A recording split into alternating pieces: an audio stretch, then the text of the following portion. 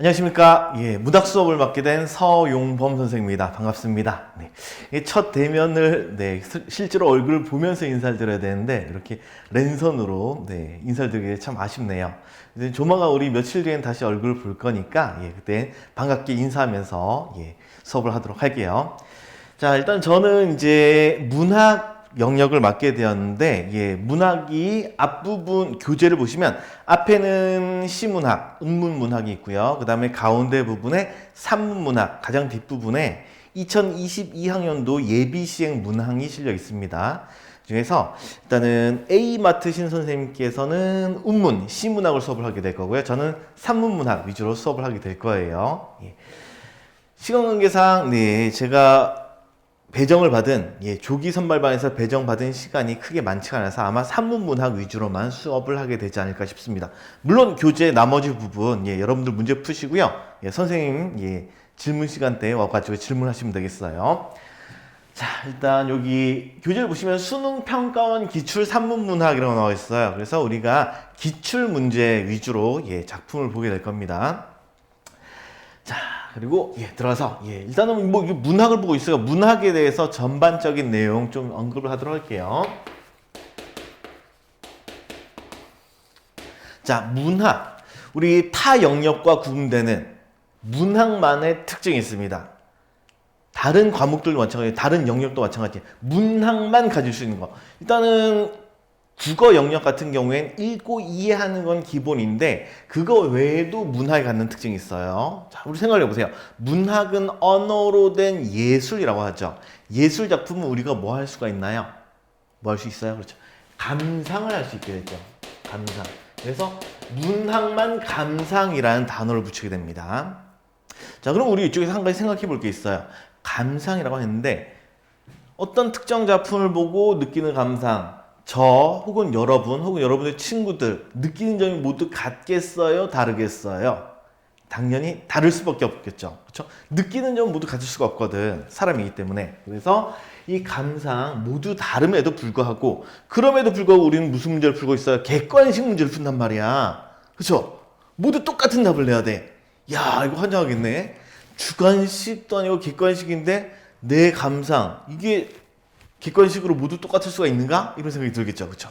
그래서 이 감상이라는 표현을 봤을 때 우리가 뭔가는 배제해야 돼. 뭘 배제해야 돼요? 그렇죠? 주관적 감상. 이거는 배제를 해야 되는 거야.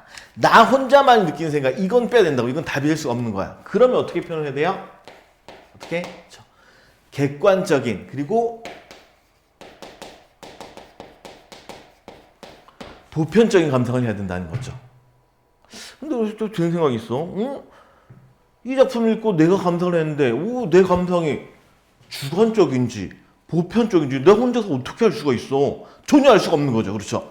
그래서 이 주관적 감상, 즉 주관적 감상을 보편적 감상으로 바꿀 때 필요한 게 뭐냐면 문제를 보면은 항상 문제에 보기가 나와 있단 말이야. 이 보기가 항상 기준이 되어서 문학 작품을 해석하는 이런 훈련, 이것을 계속 꾸준히 해야 됩니다.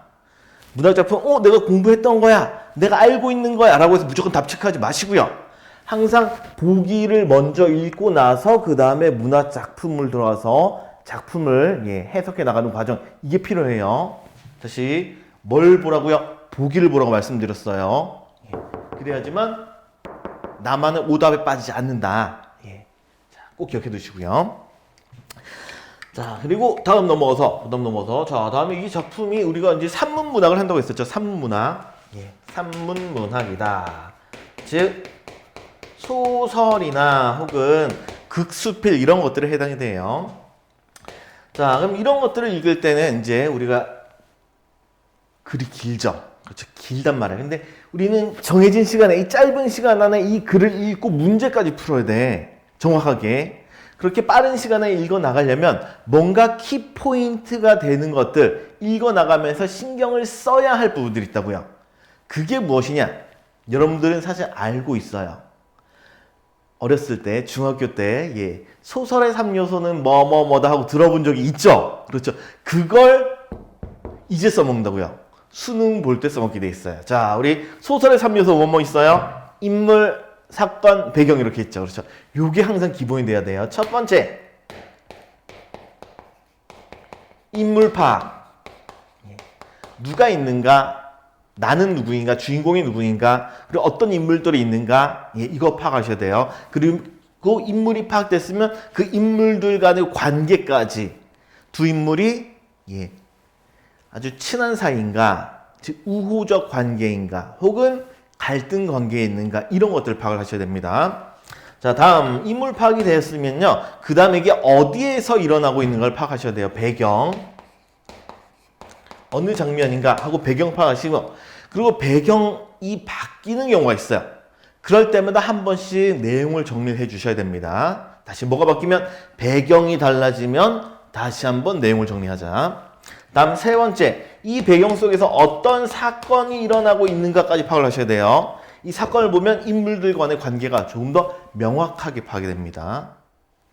자, 쭉 정리되었죠? 자, 다시 한번 보세요. 문학, 보기부터 먼저 보자. 다음에 산문문학, 소설을 읽어나갈 때, 긴 글을 읽어나갈 때는 인물, 사건, 배경, 인물, 배경, 사건 위주로 중점적으로 확인을 하면서 글을 읽도록 하자. 이게 기본이 되겠습니다. 자, 됐으면 이런 걸 바탕으로 우리가 아까 보기부터 보기로 했었죠. 그렇죠. 뒤로 넘어가서 일단은 교재 페이지는 산문문학이 58페이지에 해당이 돼요. 자, 뒤로 넘어가서 문제 보기부터 좀 확인해 보도록 할게요. 어우, 길다. 자, 보시면 50번 문제 있어요. 50번 문제. 50번 문제에 보기가 나와 있네요. 자, 이 보기를 보면 어떤 정보를 얻을 수 있는가 확인을 해보도록 하겠습니다. 자, 들어갈게요. 자, 이 작품은 신체의 감각을 활용해 나의 체험을 다양하게 형상화한다라고 했어. 자, 이 글을 보니까 나란 인물이 나오는구나를 알 수가 있죠. 보기를 봐서. 그렇죠? 이 보기가 중요한 이유가 일단은 이런 보편적인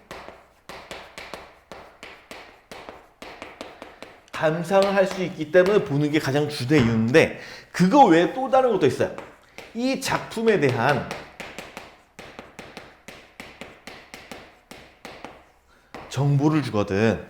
우리가 처음 보는 작품일 때 그 처음 보는 작품의 중요 정보는 보기 안에서 제시를 해줘요. 만약에 보기가 없을 경우에는, 보기가 없는 경우도 있어요. 없는 경우에는 거의 대부분 특정한 정보 없이도 충분히 풀어나갈 수 있을 때, 그럴 때는 보기가 없습니다. 일단은 보기가 주어졌어요. 작품의 정보, 나라는 인물이 있구나. 즉 시점이 1인칭 시점이구나 하는 정보를 알 수가 있겠죠. 자, 계속 읽을게요. 자, 청각을 통해 현실에 대한 타인과의 인식 차이를 나타내거나, 자, 뭐뭐거나 내용이 끊어지죠. 이렇게 문장이 이어질 때는 한번 끊고 생각하세요. 먼저 청각이에요. 자, 청각을 통해 현실에 대한 타인과의 인식 차이, 즉 소리를 통해서 타인과의 인식 차이를 나타내고요. 다음, 과거 경험을 후각화하여 상징적으로 표현한다라고 했어요. 자, 이번엔 청각 다음에 후각이 나왔어요. 이 후각을 통해서는 과거 경험을 나타내고요. 그 다음에 이걸 상징적으로 표현하는 특징이 있어요. 청각, 후각. 다음 넘어서 시각을 통해서는 긴장 상태에서 극대화된 감각 체험을 보여주는 한편, 즉 이런 것도 있다는 얘기죠. 또 다른 것도 있다는 얘기예요. 자, 먼저 시각. 긴장 상태에서 극대화된 감각 체험, 이게 첫 번째고요. 그럼 반면 한편 전쟁의 실상을 체험하면서 갖게 된 현실에 대한 체념을 드러낸다. 무엇을 보여준다고요? 현실에 대한 체념, 요것도 보여주는 게 시각이 되는 거죠.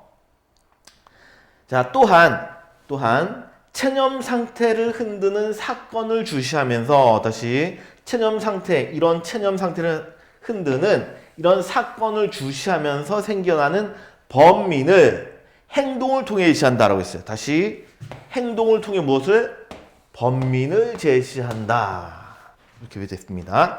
자, 이는 나가 사막 같은 현실에 발을 내딛는 계기로 작용한다. 자, 일단 여기까지 보기 내용 한번 정리를 하고 글 들어갈게요. 문제에서 보기는 매우 중요해요. 이 보기에 따라서 문제가 출제되기 때문에. 그리고 이 보기에 따라서 글을 읽으라고 말씀드렸었죠. 자, 다시 볼게요. 자, 청각을 통해서 뭐로 듣는 걸 통해서는 타인과의 인식 차이. 나와 다른 사람이 생각하는 게 다르다. 다음에 후각을 통해서 과거 경험을 상징적으로 표현해요. 냄새를 통해서 옛 기억을 나타내는 거죠. 다음에 시각을 통해서는 긴장 상태에서 극대화된 감각, 당연히 시각적 감각이겠죠. 다음에 현실에 대한 체념 이런 걸 나타내고요. 다음 마지막 행동을 통해서는 체념 상태를 흔드는 사건을 주시하면서 생기는 번민이 뭔 뜻이에요? 고민, 번뇌 이런 것들이 번민에 해당되겠죠. 그거는 내 고민은 행동을 통해서 내가 어떤 행위를 하는 것을 통해서 나타난다는 얘기입니다. 이해되셨죠? 자, 그러면 이런 보기를 읽었으면 우리 이제 본문으로 되돌아 올라가도록 하겠습니다. 우리 지문을 읽을 때는 인물, 배경, 사건을 중심으로 읽으라고 말씀드렸어요. 자, 들어갑시다. 첫 번째 단락.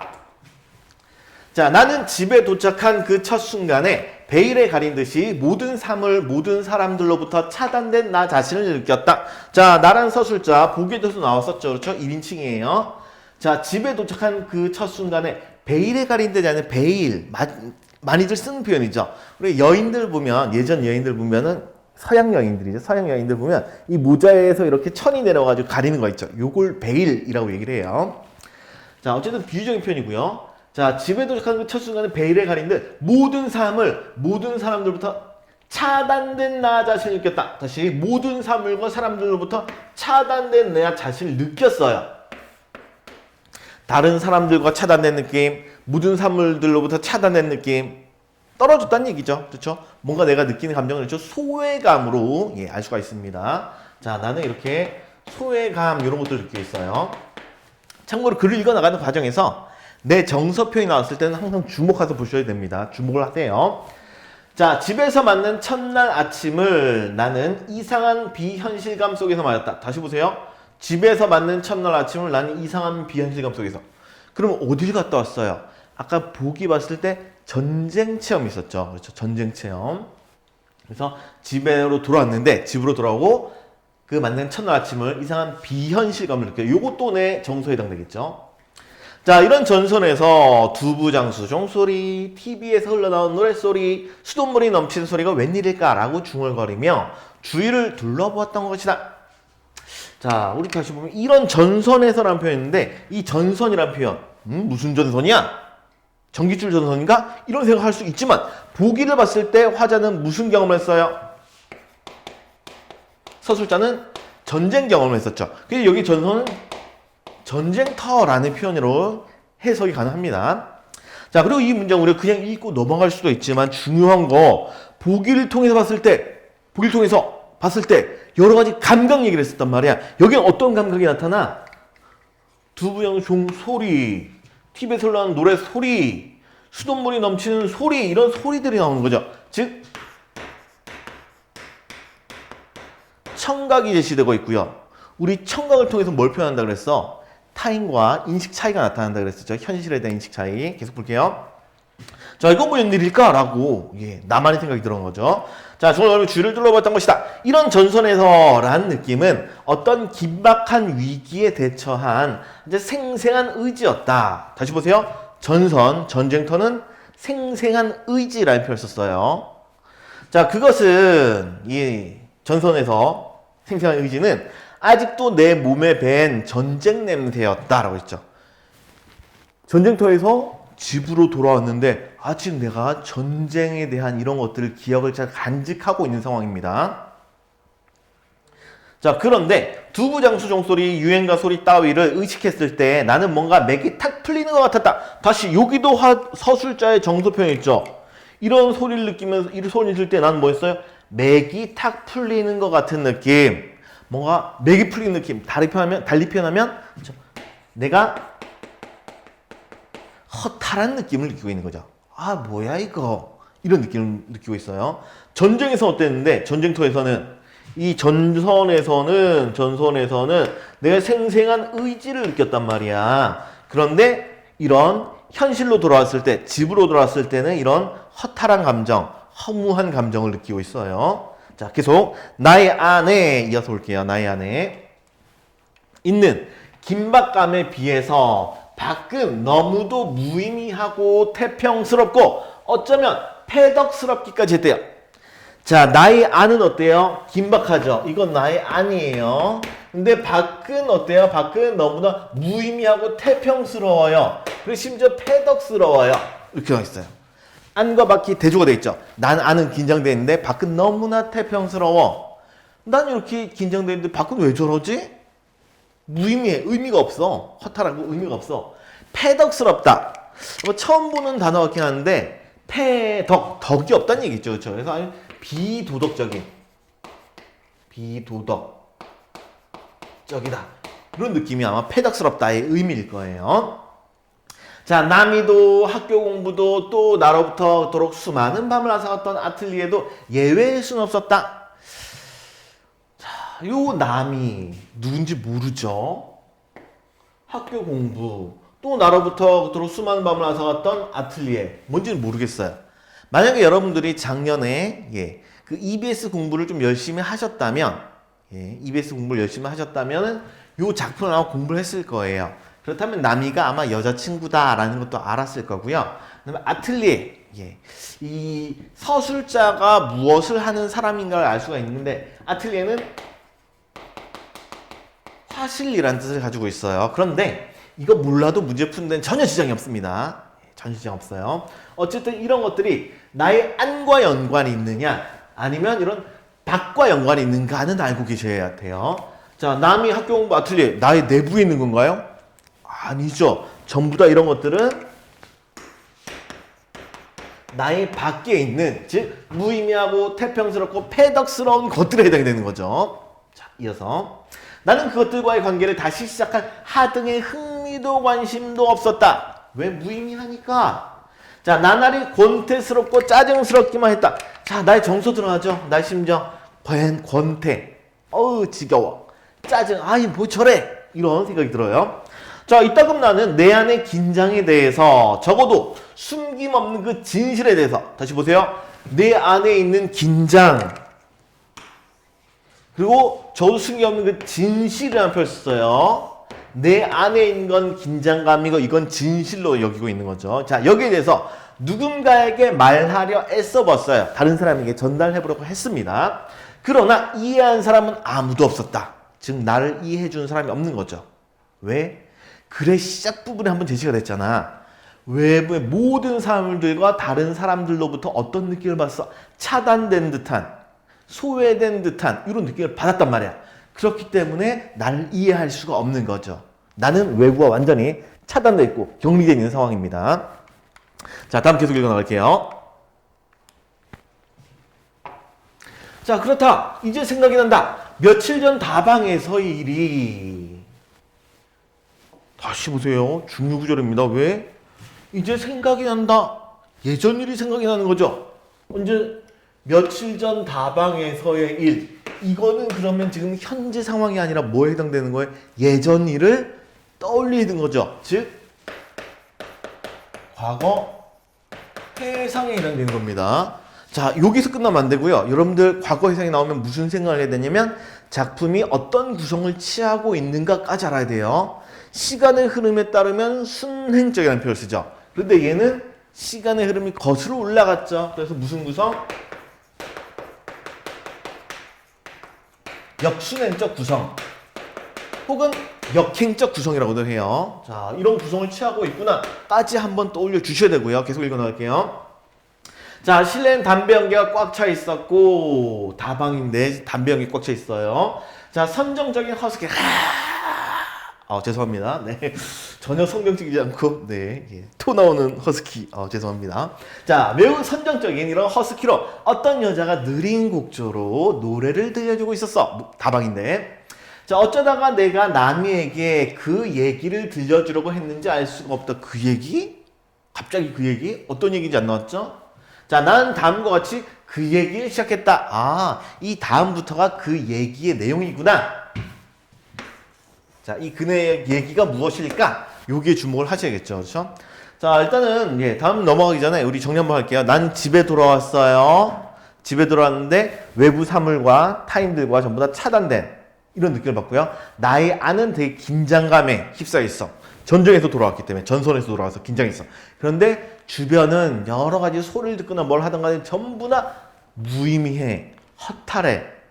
그리고 며칠 전 얘기로 돌아갔는데 남에게도 이런 얘기를 뭔가 어떤 얘기를 해줍니다. 자, 다음 넘어가도록 합시다.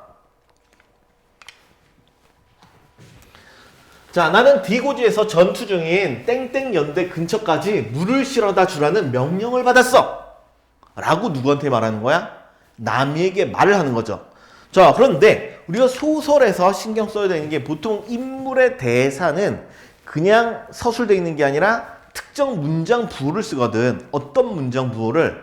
따옴표. 그렇죠. 따옴표. 그런데 여기 보니까 요 장면 보니까 여기 따옴표가 있어요? 없어요?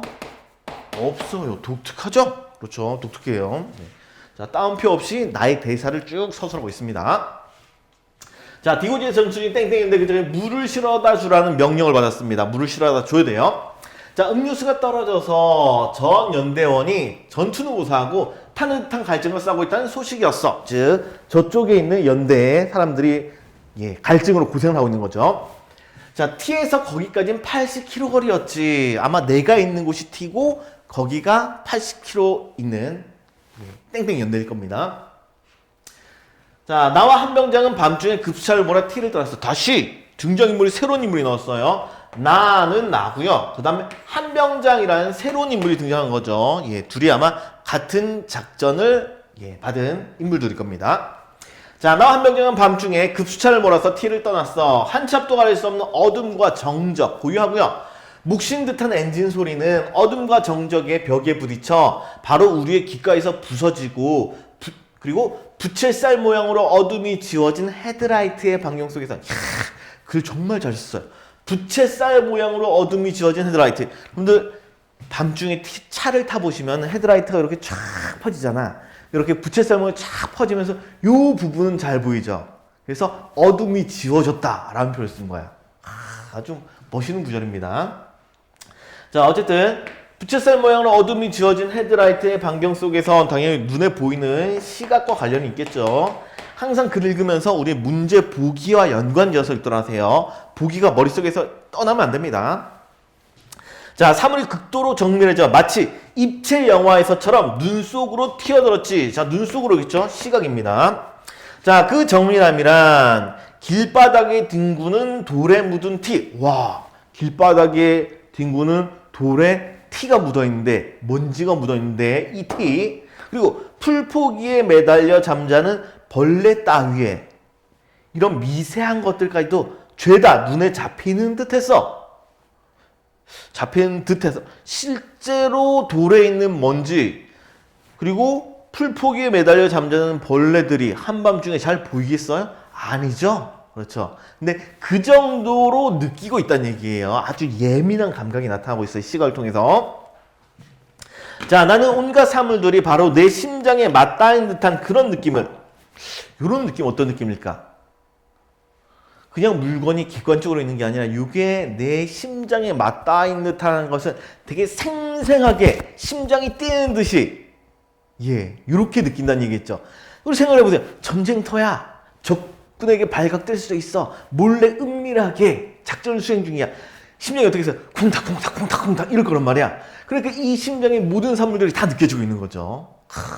되게 감각적으로 잘 쓴 작품에 해당이 됩니다. 자, 그런 느낌을 계속 넘길게요.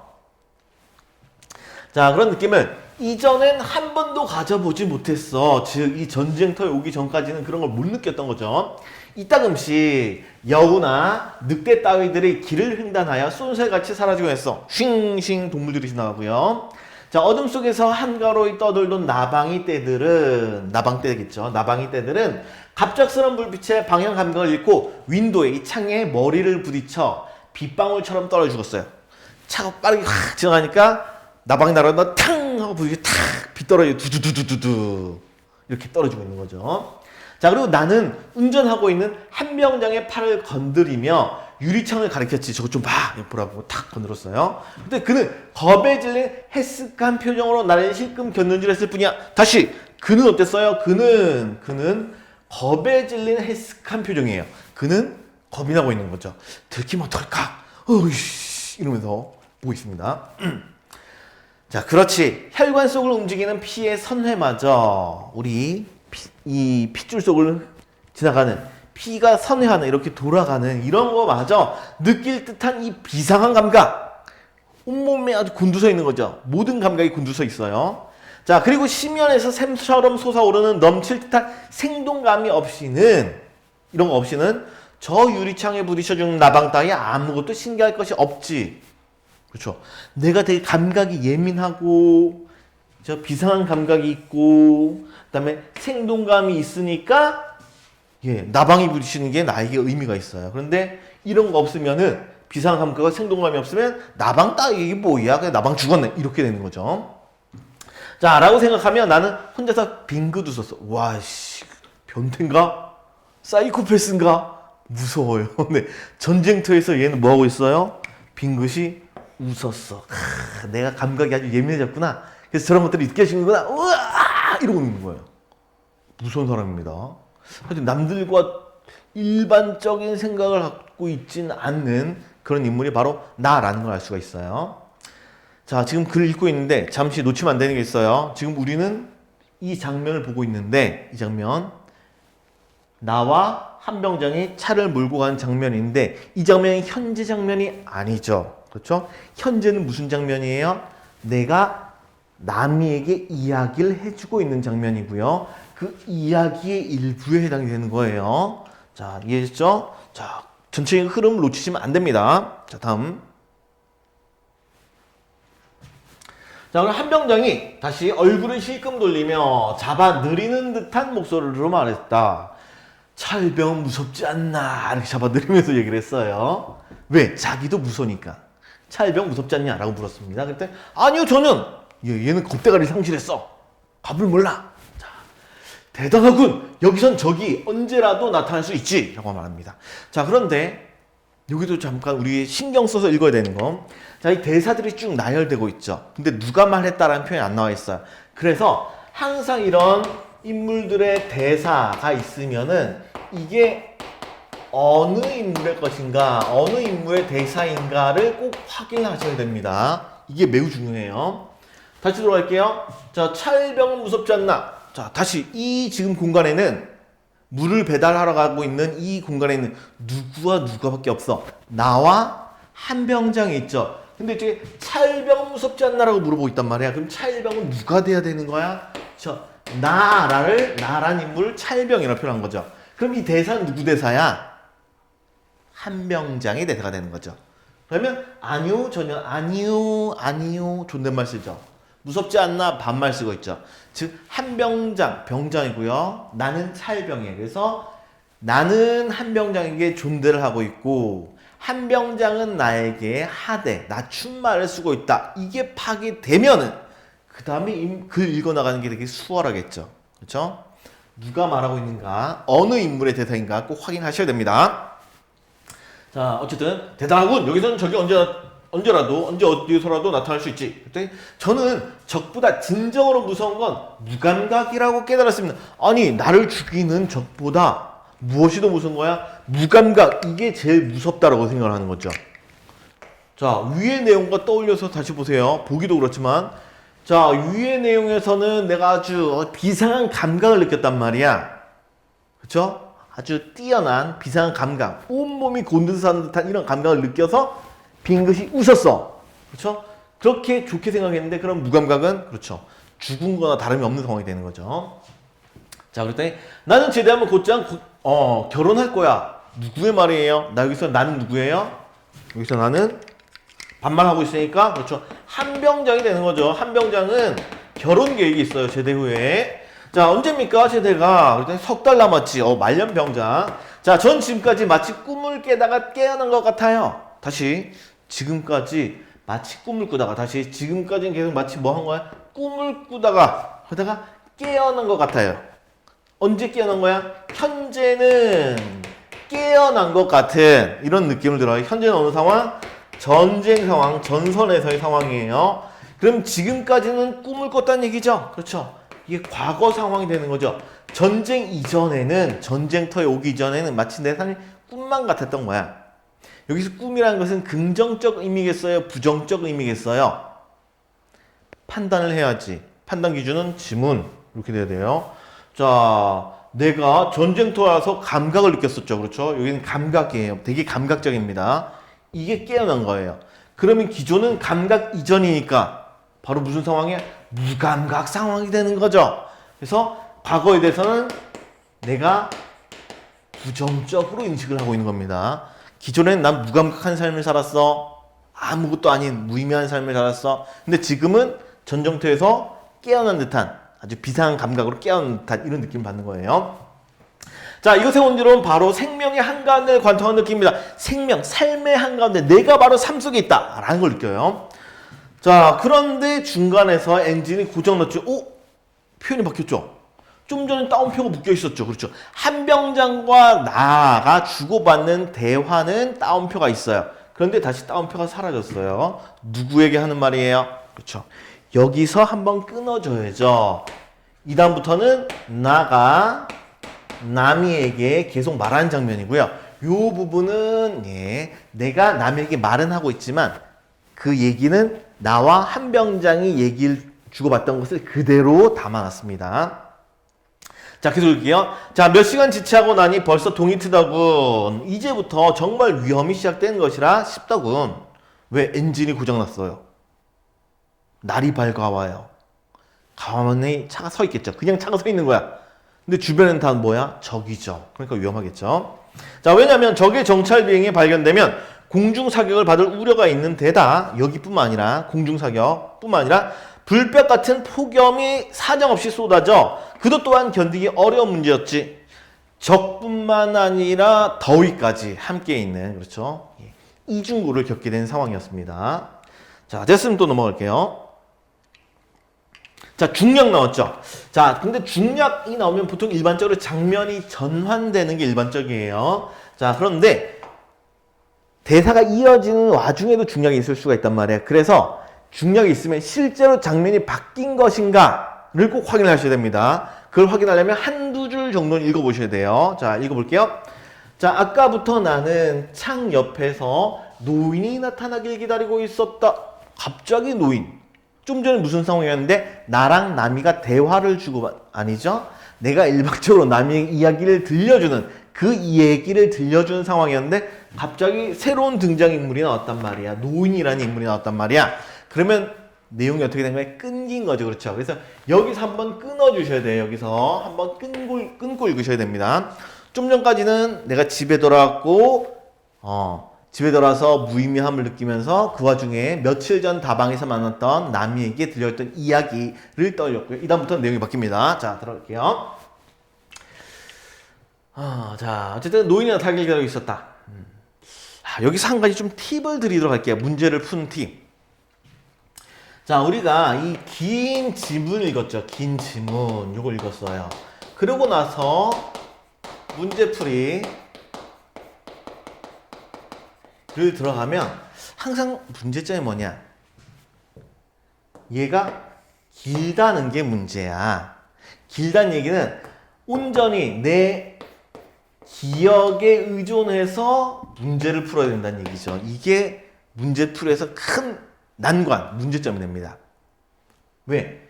우리 기억은 컴퓨터로 찍어낸 듯이 온전하게 그대로 유지가 돼요? 안 돼요? 안 되죠. 그렇죠. 나의 기억은 항상 왜곡이 되게 돼 있어요. 왜곡. 그렇죠. 내 기억은 읽다 보면 그냥 조금씩 흘러나가는 과정에 변하게 된단 말이야. 그러면 실제 문제 풀어 들어왔을 때 나는 왜곡된 기억으로 문제를 풀 수밖에 없어요. 그래서 이런 문제점을 해결하는 방법, 첫 번째, 문제를 풀이를 나중에 한다고 했을 때 첫 번째, 문제 풀이 할 때는 첫 번째 방법, 항상 내가 그렇다 싶더라도 확실히 그런 거 빼고 그랬던 것 같은데 이러면 항상 본문을 재확인하도록 하세요. 다시 꼭 확인하셔야 됩니다. 재확인하라고요. 실제로 그 글에서 그런 얘기가 있었던가 하고 재확인하세요. 이런 방법을 쓰시거나 또 다른 방법. 두 번째 방법은 우리 읽어 나가는 과정에서 지문이 끊어진다고 했었죠. 그렇죠? 지문이 달라진다고 했어요. 그러면 이 끊어진 지문에서 즉 배경이 장면이 전환되는 부분에서 그와 연관된 문제나 혹은 그와 연관된 선택지, 선지 이거부터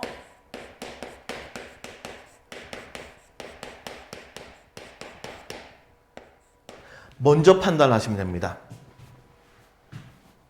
다시 자, 기억이 왜곡되기 때문에 문제를 풀 들어갔을 때는 첫 번째 방법, 본문을 재확인하는 방법. 또 다른 방법, 배경이 전환될 때 연관된 문제나 선택지를 먼저 판단하자.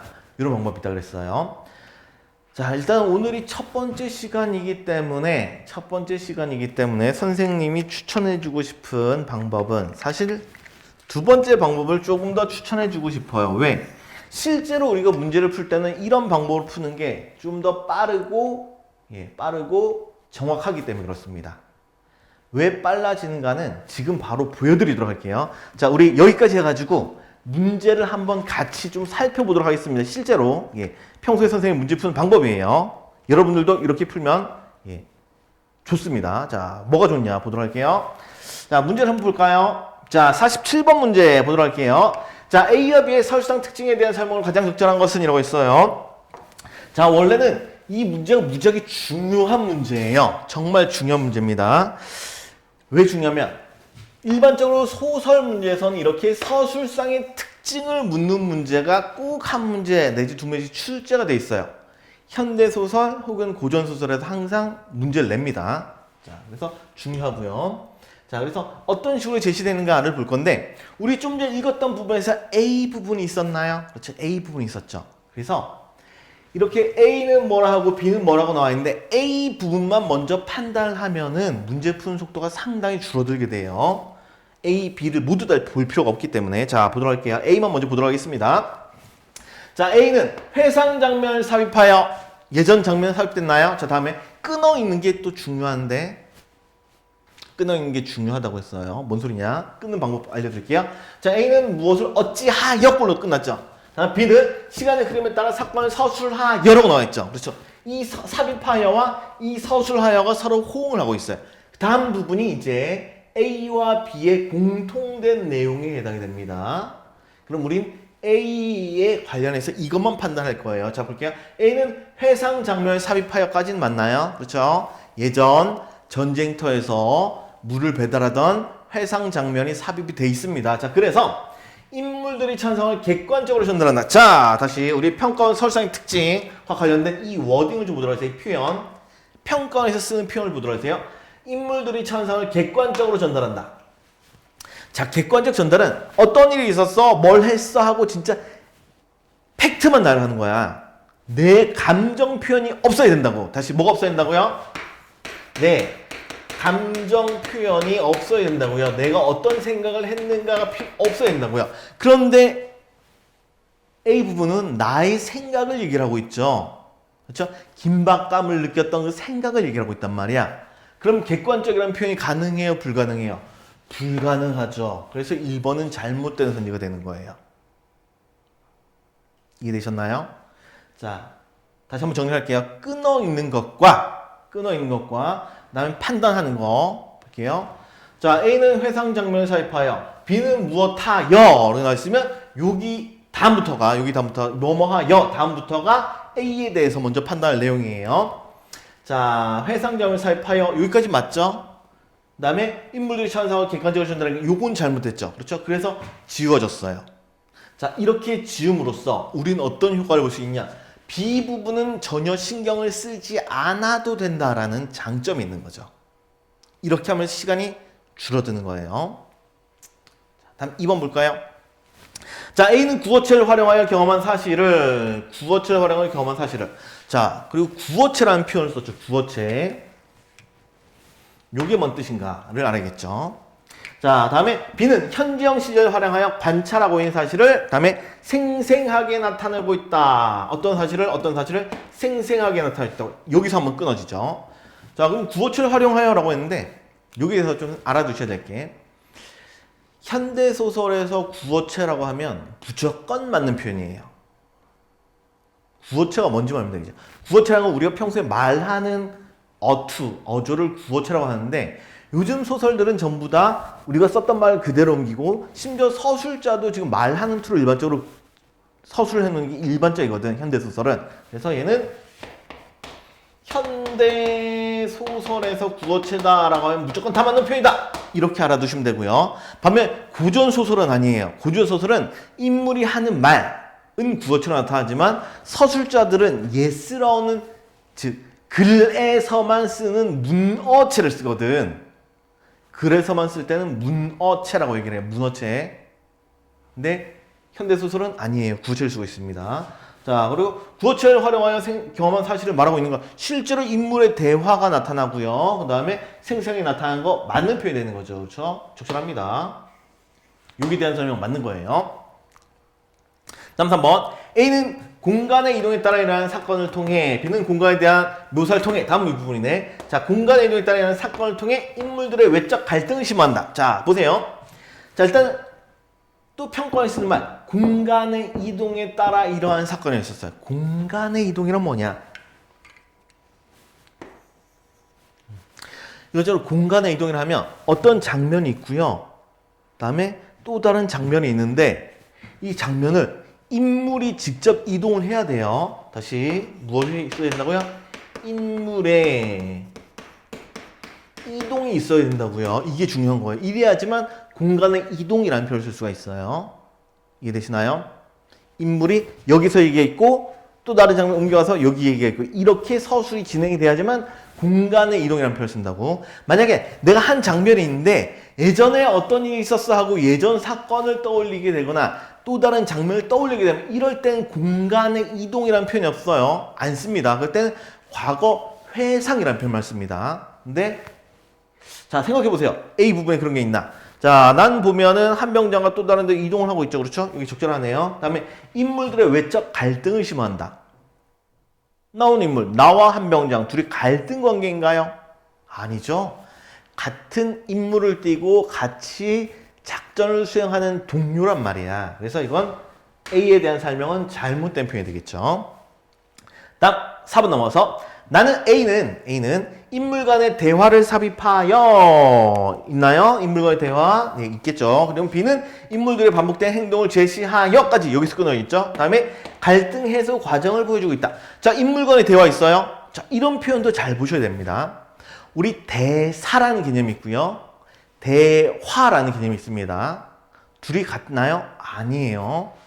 대사 속에 우리가 말한 모든 것은 대화에 해당됩니다. 이 대사라는 개념 안에 혼자 말하는 독백도 있는 거고요. 그다음에 인물들이 서로 주고받는 대화도 있는 겁니다. 이렇게 두 가지 구분되시죠? 이 세 가지. 대사가 가장 큰 개념이고 그 안에 독백도 있고 대화도 있다. 이렇게 알아두시면 되겠어요. 자, 그래서 대화란 표현 이렇게 쓰죠. 인물 간에라는 표현을 쓰는 거죠. 서로 주고받아야 되는 거야. 자, 이런 대화를 통해 삽입해서 나와 한 병장이 되겠죠. 나, 그 다음에 한 병장. 이 대화를 통해 갈등 해소 과정이 있나요? 둘이 갈등하던 사이였어요? 아니었죠. 같은 작전을 수행하는 동료라고 얘기를 했어요. 갈등이 안 들어가 있습니다. 그래서 4번 잘못된 표현이 되겠죠. A 부분대에서. 다음 5분 넘어서 A는 중심인물의 말을 제시하여 라고 하는데 중심인물이란 말 있죠. 이 중심인물란 말, 이 워드는, 이 표현은 언제 쓰냐면 주인공에게만 쓰는 표현이에요. 오케이? 주인공을 중심인물이라고 얘기를 합니다. 이 작품의 중심인물, 주인공 누구예요? 나에 해당이 되는 거죠. 그렇죠? 중심의 말이 있어요. 다음에 B는 주변 인물의 말을 제시하여 다음 넘어가서요. 마지막 사건들의 인과관계를 드러내고 있다고 했어요. 사건들의 인과관계.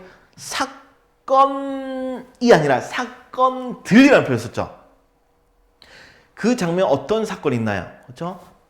인물을 띄고 이동하는 사건이 있죠. 또 다른 사건이 있어요? 없어요? 없지요. 그렇죠. 그래서 인과관계라는 표현 자체가 불가능합니다. 그래서 사건들의 인과관계라는 표현은 A 부분에서 쓸 수가 없는 말이 되겠어요. 그럼 남는 건 몇 번? 2번 이렇게 돼버리는 거죠. 그럼 B 부분 굳이 읽지 않았는데도 B 부분을 굳이 읽지 않았음에도 불구하고 문제가 풀린단 말이야. 이럴 때 뭐 하는 거야? 시간이 단축되는 거라고요. 이해되셨나요? 우리가 이런 평가원에서 사용되는 표현들, 뭐 객관적이라는 표현, 구어체, 공간의 이동, 그 다음에 뭐 대화, 갈등, 중심, 이런 평가원들이 선지를 만들 때, 문제를 만들 때 내는 이런 표현들을 우리가 익숙해져야 돼요. 열심히 잘 명확하게 알아두셔야 된다고요. 그것은 평가원 문제를 푸는 과정에서 알 수가 있겠죠. 자, 그래서 잘 기억해 두시고요. 그리고 선지 A, B 있으면은 A부터 먼저 쭉 보는 걸로. 우리가 글을 읽었으니까 시간이 절약이 가능하다. 되셨죠? 자, 그럼 B 부분, B 부분 확인만 좀 하도록 할게요. B는 현재형 시제를 활용하는데 현재형 시제라는 표현을 알고 있죠? 뭐뭐 니은다 혹은 어쩌고저쩌고 는다 하는 뭐 니은이라던가 혹은 는과 같은 현재 시제를 나타내는 선어말 어미가 나타나면 그럴 때 현재형 시제를 활용하여 라는 표현이 가능하고요. 이걸 쓰면 무조건 생생하게 나타날 수가 있겠죠. 그렇죠? 구어체를 활용해도 실제 말하는 투가 나타나니까 생생하게 생동감 있게 살아있는 듯이 실제 느낀 듯이 잘 표현이 가능한 거예요. 자, 뭐 이렇게 시간을 줄이는데 우리 다음 문제도 한번 보도록 할게요. 이왕 이렇게 본 거 문제부터 보기로 한 거 한번 쭉 보도록 하겠습니다. 다음 문제. 자, 48번 문제. 윗글에 대한 이해인데 가장 적절한 것이라고 있습니다. 가장 적절한 거. 자, 1번부터 보세요. 자, 나는 일상을 권태롭고 짜증스럽게 느끼는 상황에서 여기까지 맞나요? 일상. 내가 집에 돌아와서 일상을 맞이했는데 권태, 짜증 느끼고 있나요? 그렇죠. 맞는 표현이죠. 자, 권태롭고 짜증스럽게 느끼는 이 상황에서 남이를 만나 전쟁의 경험담을 전한다. 맞나요? 우리 글의 흐름에서 봤을 때는 집에 들어왔어. 그리고 와서 아, 맞다. 며칠 전에 남이를 만났었지라는데, 자, 며칠 전에 남이를 만난 일을 생각해 보세요. 그것은 집으로 돌아온 이후일까요? 아니면 집으로 돌아오기 이전일까요? 그렇죠. 집으로 돌아온 거죠. 그렇죠. 집으로 돌아와서 그 와중에 남이를 만났던 겁니다. 그래서 전쟁에서 겪었던 경험을 남에게 말해 줄 수가 있는 거죠. 이해되시나요? 네. 그래서 이렇게 느끼는 상황에서, 즉, 뭐 시점으로 보자면 여기 전쟁 상황이 있고 그 다음에 쭉 넘어서 내가 집으로 돌아온 상황이 있고 이게 일상이 지속되는 거예요. 여기서부터 여기까지가 이제 일상이 지속되고 있는 과정입니다. 자, 이런 상황이었는데 이 상황에서 나비를 만난 게 만약에 소설이 진행되는 게 여기가 현재라면, 여기가 진짜 작품의 시작 부분이 현재라면 나는 집으로 돌아온 이후 언제쯤 이 시점에서 남이를 만나서 전쟁 경험담을 전하게 된 거죠. 그러니까 일상을 권태롭고 짜증스럽게 느낀 이 상황 중에서 남이를 만나서 전쟁 경험담을 전한다는 것은 적절한 표현이 되겠죠. 그리고 답은 1번이 되겠지요. 그럼 나머지는 볼 필요가 없겠지요. 시간이 또 절약되는 거죠. 시간 절약 방법 이해되시나요? 감이 오시나요? 예. 지문을 장면별로 아주 정확하게 이해를 하고 그 다음에 선지를 쭉 보는데 답 나왔어. 확실해. 그럼 체크. 나머지는 볼 필요가 없다. 하지만 조금 찝찝했어. 그럼 나머지는 읽는 거예요. 자, 우리 그냥 찝찝했다고 가정하고 읽어보도록 할게요. 자, 나는 대고지로 향한 도중에 음료수가 떨어져서 곤란함에 가중된 상황이다. 내가 음료수가 떨어졌나요? 아니죠. 그렇죠. 우리가 땡땡 부대, 음료수가 떨어진 땡땡 부대에 물을 전하고 있습니다. 심지어 우리 차는, 그 차에는 물이 가득한 상황이에요. 음료수가 떨어질 수가 없어요. 그 다음에 나와 한 병장은 어둠을 밝힌 헤드라이트로 인해 적의 정찰 비행에 발견되어 공격받았나요? 아니죠. 네. 헤드라이트를 통해서는 잘 가고 있었고요. 그러다 엔진이 고장나서 적의 정찰 비행에 발견되어 공격을 받을 위기에 처했다까지만 나와 있는 거죠. 다음 4번. 나는 임무 수행 중에 결혼할 계획을 밝히면 다시 누가? 나가 결혼할 계획을 밝혔나요? 내가 결혼한다고 했나요? 아니죠. 한 병장이 결혼할 계획을 밝혔던 거죠. 나가 아니라 한 병장, 제대 3개월 남긴 한 병장이 결혼 계획을 밝혔습니다. 자, 이거는 사실 작품의 뒷부분 얘기긴 한데 좀 마음이 아파요. 예, 엔진이 고장났죠. 발각이 됩니다. 그래서 총격을 막 받아요. 총격을 받고요. 그러다가 예, 한 병장이 탁 먹고 막 죽어버리게 됩니다. 말년병장, 심지어 결혼할 계획까지 있는데 좀 비극적입니다. 자, 다음에 나는 전쟁에서 귀환한 후 자신의 긴장감을 이해해주는 사람들을 만난다는 사실에 생동감을 느낀다. 긴장감을 이해해주는 사람들이 있었어요? 없었죠. 난 소외감을 느꼈어요. 그래서 뒤에 거 예, 사실 볼 필요가 없었지만 네, 우리가 뭐 해설 강의니까 굳이 본 겁니다. 여러분들이 문제를 푸실 때는 이렇게 답이 정확하다, 정말 확실하다 하면 체크하고 넘어가시고 시간을 줄이셔야 돼요. 예, 근데 정말 확실한 게 아니라 조금 찝찝해. 찝찝함이 조금이라도 있어. 이럴 때는 밑에를 보셔야 됩니다. 왜? 문제를 다시 한번 보세요. 문제가 윗글에 대한 이유는 가장 적절한 것인데 그냥 적절한 게 가장이라는 말이야. 가장. 보통 가장이라는 이런 단어가 들어있는 문제들은 이런 발문들은 대부분 그럴듯한 답을 하나씩 넣어놨어. 그럴듯한 답. 예. 여러분들도 아마 2, 3, 4, 5번 문제를 푸는 과정에서 그럴듯한데 라고 느꼈을 수도 있습니다. 예. 그래서 가장 적절한 걸 찾아라 라고 하면 일반적으로는 예, 선지를 다 보면서 원래는 이렇게 아닌 부분을 확실하게 찾아 나가고 진짜 확실한 거, 가장 확실한 거, 가장 적절한 걸 찾는 게 원래는 원칙이에요. 근데 우리는 예, 지금은 이렇게 풀 수가 있지만 시험 중에서는 시간과의 싸움이죠. 예, 그럴 때는 적절한 거 찾고 패스. 그리고 얘들은 만약에 진짜 내가 문제를 끝까지 다 풀었는데 45번까지 다 풀었는데도 시간이 남았다. 이럴 때는 빠르게 한번 훑어보는 겁니다. 시간이 남을 때 보는 애들이에요. 이해됐죠? 자, 다음 문제 또 넣어볼까요? 49번. A와 B에 대한 이해로 적절하지 않은 것은 선생님 저희가 읽은 정면 A까지밖에 없던데요. A, B 문제 같이 어떻게 푸나요? 상관없어요. A만 먼저 보는 겁니다. A만. 자, 1번 B에 대한 내용, 2번 B에 대한 내용, 3번 B에 대한 내용 이렇게 넣었죠. 그러면 4번과 5번에서 A만 판단하시면 되는 거예요. 선지 판단 이렇게 하는 겁니다. 자, 나는 답이 나올 수도 있잖아. 그래서 미리 보는 거예요. 자, 나는 자신과 A의 관계, A는 모든 사물이었죠. 내가 집으로 돌아온 첫날, 예, 돌아온 이후부터 모든 사물, 그 다음에 다른 사람들과 단절된 듯한 느낌을 받았었죠. 그래서 A의 관계에 대해 타인들은 이해하지 못한다고 생각한다. 남들 날 이해해 주나요? 안 하죠. 그렇죠. 그래서 4번은 적절한 표현입니다. 우린 적절치 않은 걸 찾아야 되고요. 다음 5번. 나는 A로부터 소외된 상태에 있다. 노인은 B를 상징하는 상태. 그러면 나는 A로부터 소외된 상태냐? 이것도 맞는 표현이 되는 거죠. 그래서 49번은 A와 관련해서는 답을 찾을 수가 없는 상황이고요. B 부분을 읽고 나머지를 푸셔야 됩니다. 다음 문제도 볼까요? 자, 50번 문제. 자, 이 보기와 관련된 문제인데 아까 보기는 읽었기 때문에 바로 선지로 넘어가 보도록 하겠습니다. 빠르게 한 번 더 볼까요? 예. 청각, 타인과의 인식 차이 듣는 걸 통해서 후각, 예, 과거 경험을 표현한다. 상징적으로. 다음에 시각, 긴장 상태에서 극대화된 감각 체험 또는 한편 전쟁의 실상을 체험하면서 갖게 된 현실에 대한 체념, 이걸 표현한 게 시각이었고요. 다음에 체험 상태를 흔드는 사건을 주시하면 생기는 번민인데 이건 무엇을 통해서? 행동을 통해서 표현한다 라고 나온 게 보기의 내용이었습니다. 자, 되었으면 실제로 선지 들어가 보도록 할게요. 1번.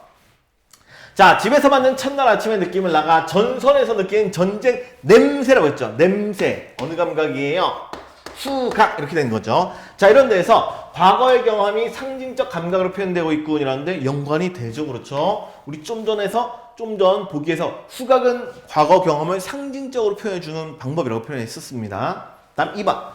두부장 종소리 유행가 소리를 듣고 밖은 무의미하다. 다시 보세요. 종소리 유행가 소리 청각에 해당되죠. 자, 그래서 밖은 무의미하고 태평스럽다고 생각한 데서 나의 현실 인식이 타인과 다르다. 현실 인식이 타인과 다르다는 거 보기를 읽어봤을 때 어느 감각을 통해 제시했나요? 그래서 청각을 통해 제시했으니까 적절한 표현이 되겠네요. 다음 3번. 벌레 같은 것들을 입체 영화처럼 보며 심장에 맞닿는 데 체감을 했었죠. 보며 어느 감각이에요? 시각에 해당되겠죠. 그렇죠? 자, 이런 데서 전쟁의 긴장 속에서 나의 감각이 극대화된다. 관련 있나요? 그렇죠. 아까 시각을 통해서는 전쟁에서 느끼는 아주 극대화된 감각을 표현해 준다고 표현이 돼 있었어요. 그래서 이것도 적절한 표현이죠. 그렇죠? 다음 또 넘어갈까요? 자, 4번. 자, 방향 감각을 잃은 나방이 떼들이 차창에 부딪혀 죽는 것을 목격한 데서 목격했어. 어느 감각? 시각. 이렇게 되죠. 자, 거기서 나가 전쟁의 실상을 깨달음으로써 체념적 현실 인식을 갖게 된다는 것이 나타났군. 이랬어. 자, 그럴듯한데 다시 볼게요. 자, 시각을 통해서 위에서 보기에서 그런 얘기 있었죠. 시각을 통해서 극대화된 감각을 보여주거나 혹은 이렇게 전쟁의 실상을 깨달으면서 체험적 현실 인식을 갖게 된 거 보여준다는 내용이 있었어요. 그런데 요 내용도 있고요. 요 내용도 있는데 중요한 게 무엇이냐. 자, 요 부분도 매우 중요합니다. 매우 중요해요. 잘 들으세요. 매우 중요한 장면이에요. 자, 평가원에서 선지를 구성할 때는 내용을 한 가지 내용만 넣지 않아요. 어떤 A라는 내용을 넣고요. 또 다른 뒤에 어떤 B라는 내용을 넣습니다. B라는 내용을 넣어요. 근데 A도 맞고 B도 맞는다고 해가지고 이 선지가 맞는 선지냐? 아니에요. 왜 아니냐면 보통 어떤 내용을 또 넣냐면 A를 통해서 B를 나타낸다라는 표현을 써요. 보면 보죠. 부딪혀 죽는 것을 목격하는 데에서 이런 것들이 된다 이렇게 돼 있죠. 이것을 통해서 이게 나타난다까지 봐야 되는 거예요. 그래서 평가원에서 선지를 구성하는 방법 여러 가지 판단 요소를 넣어요. 두세 가지가 됩니다. 그리고 A를 통해서 B가 나타난다까지 판단하셔야 돼요. 그래서 A가 적절한가 잘못됐는가, B가 적절한가 잘못됐는가, 마지막 A를 통해서 B가 이루어졌는가까지 됐을 때 이 선지는 맞는 선지가 되는 거라고. 이해되셨나요? 인과관계까지 판단이 돼야지만 선지가 적절한지 잘못된지를 알 수가 있어요. 자, 그럼 우리 다시 한번 볼게요. 요 내용도 있고요. 요 내용도 보기를 통해 제시가 됐습니다. 근데 이걸 통해서 이게 이루어지고 있는가까지 생각해 보도록 할게요. 자, 우리 보면 방감각을 잃은 나방떼들이 차장에 붙여 죽는 것을 봤단 말이야. 그때 나는 뭘 느꼈어? 이야, 이런 것들이 다 보이는구나. 생생하구나. 내 감각이 아주 비상하구나. 이런 걸 느꼈단 말이야. 되게 긍정적으로. 심지어 마지막 장면에선 빙그레 웃었죠. 무서운 새끼, 사이코패스 같은 놈. 예, 나가 그런 인물이었죠. 그렇죠? 그런데 체념적 현실인식 말이 돼요? 안 되죠. 체념적 현실인식은 요 장면은 어디에 와서 내가 집으로 돌아와서 느낀 장면이란 말이야. 그래서 요렇게 연결관계가 잘못된 것이고 답이 4번이 답이 되는 겁니다. 중요 문제예요. 평가원이 어떤 식으로 출제를 하는가를 아주 잘 보여주는 문제 유형이라고요. 이해되셨나요? 복습하실 때 이 부분 꼭 확인을 하도록 하세요. 어떻게 판단을 해야 될까 꼭 확인하세요. 자, 원래 또 5번, 5번. 안 봐도 되는 문제죠. 안 봐도 되는 문제. 심지어 믿어지지 않는 노인의 행위를 이렇게 나왔죠. 노인의 행위. 아직 우리는 안 본 장면에 해당이 됩니다. 자, 되었으면, 우리 아까 그 중량 아래로 넘어가도록 할게요. 중량 아래. 사실 문제는 거의 다 풀었죠. 문제는 몇 문제가 안 남았어요. 자, 그러면 사실은 문제 풀면서 중요한 부분은 B 부분에 해당이 되는데, 그래도 우리 풀이 수업을 하고 있으니까, 평가원 문제를 어떻게 볼 것인가, 선지 어떻게 이루어졌냐, 기본적인 내용들을 봐야 되기 때문에 그마저 확인하고요. 필요 없는 선지들, 우리 다 문제를 풀었던 선지도 한번 살펴보도록 하도록 하겠습니다. 자, 볼게요. 중약. 자, 아까부터 나는 창 옆에서 노인이 나타나기도 해 새로운 인물이었었죠. 새로운 인물입니다. 자, 오늘도 그가 그토록 진지한 얼굴로 잃어버린 물건을 계속 찾을 것인지. 자, 여기서 우리 잘 볼 거. 오늘 도라고 나왔죠. 보조사 도. 이런 거 나오면 신경 쓰셔서 읽어야 돼요. 그럼 오늘도 그렇다는 얘기는 어제도 그랬다는 얘기고요. 과거에 그런 행위가 있었다는 얘기입니다. 근데 그게 오늘도 어떤 얼굴로 진지한 얼굴로 잃어버린 물건을 계속 찾을 것인지 내가 의아해하고 있어요. 궁금해하고 있습니다. 자, 대체로 그렇지 못할 것이로 나는 믿고 있습니다. 자, 이렇게 진지한 얼굴로 잃어버린 물건 찾지 않을 거야 라고 나는 믿고 있습니다. 자, 그러나 만에 하나라도 노인이 어제와 같은 모습으로, 바로 이 모습이죠. 어제와 같은 모습이라는 것은 바로 진지한 얼굴로, 자, 이런 모습으로 내 앞에 나타난다면 무료한 가운데서도 어떤 안정성을 획득하고 있는 나의 생활은 송두리째 무너질지도 모른대요. 자, 요 구절.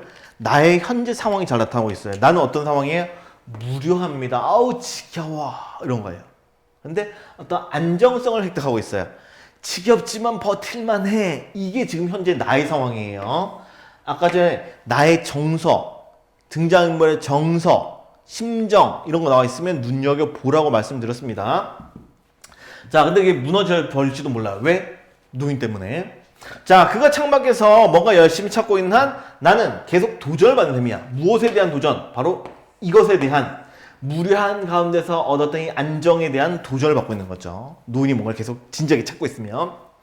자, 그렇기 때문에 사실을 좀 더 명확하게 파악할 필요가 있다. 도대체 뭐 하는 거야? 자, 노인이 찾고 있는 물건의 정체가 무엇인지, 이 물건 정체가 무엇인지 모르죠. 그래서 이것에 대해서 파악할 필요가 있고요. 그런저런 것을 알아보노라면 노인의 그와 같은 숙연한 태도와 진지한 얼굴 숙연한 태도가 되겠죠. 아이고 깜짝이야. 자, 이런 숙연한 태도와 잃어버린 물건 사이의 상관관계도 알게 될 것이다. 왜 저렇게 숙연하게 진지하게 저 잃어버린 물건을 찾고 있는가까지 알 수가 있는 거죠. 아무튼 이제 나는 그와 한마디 얘기라도 나눠보지 않으면 못 견딜 것 같은 심정이 못 찾겠다. 너무나 궁금해. 미쳐버리겠어. 이겁니다. 자, 다음 B 부분이네요. 넘어가 볼게요. 자, 드디어 자전거에 짐을 싣고 공터 안으로 들어오는 노인의 모습이 눈에 잡혀요. 잡힌다. 니은다 꼴이네요. 현재형이죠. 그렇죠? 현재형. 자, 그 곁엔 개가 종종 걸음을 따르고 있다. 어제와 거의 같은 장소에서 노인은 자전거를 멈추고 짐을 내린다. 현재형입니다. 자, 비치 파라솔, 괴짝, 연탄불 따위들이 착착 있을 곳에 놓여져요. 그러면 어제도 그랬는데 왜 착착 있을 곳이라는 표현이 있단 말이야. 어제도 있었던 곳에 오늘도 똑같이 놓아두고 있는 거죠. 자, 그런데 얼마 후에 나를 놀라게 한 일이 벌어진다. 준비를 끝낸 노인은 이내 포장 안에서 빠져나와 개를 데리고 물웅덩이 쪽으로 가는 게 아닌가? 이게 놀랄 일이래요. 그럼 물웅덩이로 간 이유, 뭔가 찾으려고 하는 거겠죠. 자, 개는 하루 사이에 아주 눈에 띄게 쇠약한 모습이고 개가 말라버렸어. 노인도 피곤하고 지친 모습이긴 하나 끈질긴 어떤 힘이 그의 전신에서 면면이 솟아나오고 있는 듯하다. 다시 보세요.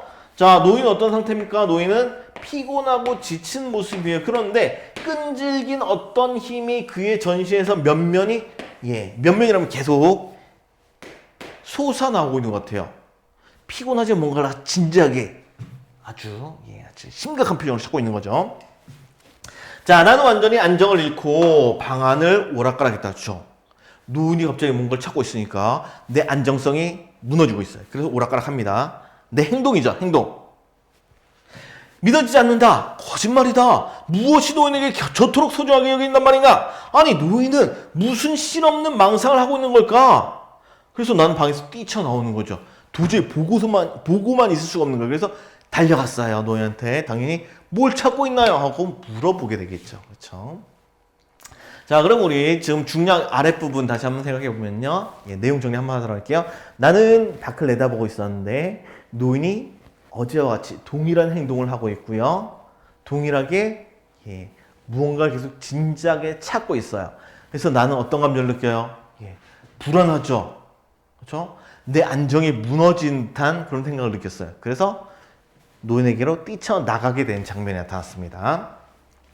자, 되었으면 다음 문제로 넘어가서요. 자, 우리 47번 B 부분 사실 볼 필요가 없는데 잠시만요. 시간 좀 확인할게요. 잠시만요.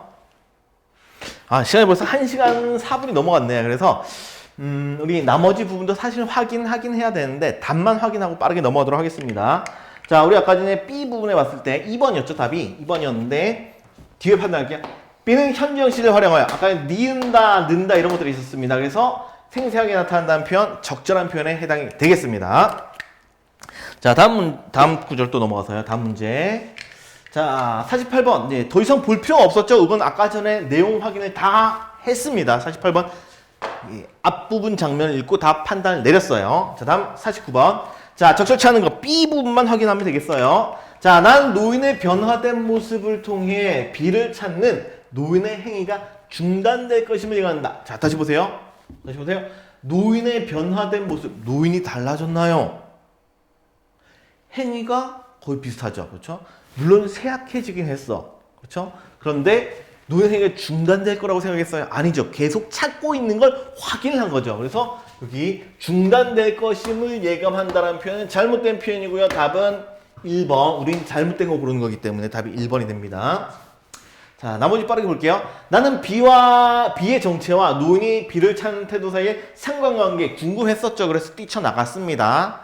이 물건이 뭐냐? 그리고 왜 찾냐? 상관관계 찾으러 나갔어요. 알아보려고. 다음 나는 노인이 B를 갇히는 대상으로 여기 있다고 판단한다. 그러니까 심각한 표정으로 그걸 계속 찾고 있겠죠. 다음에 네, 마지막 부분. 노인은 B를 상실한 상태에 있다. 그렇기 때문에 찾는다. 맞는 표현이 되겠죠. 1번이에요. 자, 다음 넘어가서 자, 50번 문제도 풀었었죠. 그렇죠. 50번 문제도 답을 찾았습니다. 예. 자, 그럼 문제 풀이는 다 끝났네요.